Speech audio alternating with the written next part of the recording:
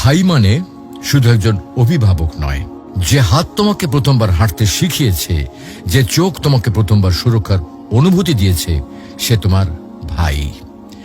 শৈশবে যখন তুমি পড়ে গিয়েছিলে, সবার আগে যে দৌড়ে এসে তোমাকে তুলেছিল, সেই তোমার ভাই। স্কুলে কেউ তোমাকে কষ্ট দিলে যে বুক ফুলে সামনে দাঁড়াতো, সে তোমার ভাই।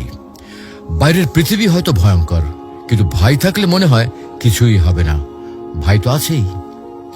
ভাই কখনো প্রকাশ করে না, কিন্তু সে তোমার জন্য নিজের আনন্দ ত্যাগ করে, নিজের কষ্ট গোপন করে।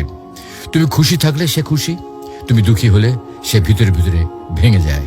সময় যতই পেরিয়ে যাক, বয়স যতই বাড়ুক, ভাই সব সময় তোমার অভিভাবকই থেকে যায়।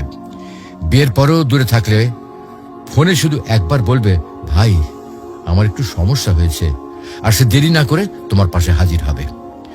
প্রিয় ভাই বোন, এই সম্পর্ক রক্তের বাঁধনে গড়া। এখানে স্বার্থ নেই, হিসাব নেই, আছে শুধু ভালোবাসা আর দায়িত্ববোধ। যতদিন ভাই বেঁচে আছে, ততদিন তোমার জীবনে একজন নীরব অভিভাবক রয়েছে, যে সব সময় তোমার পেছনে পাহাড় হয়ে দাঁড়িয়ে রয়েছে। তাকে কদর করো, তার জন্য দোয়া করো, কারণ ভাইয়ের ভালোবাসা এটা আল্লাহ দেওয়া এক অমূল্য নিয়ামত।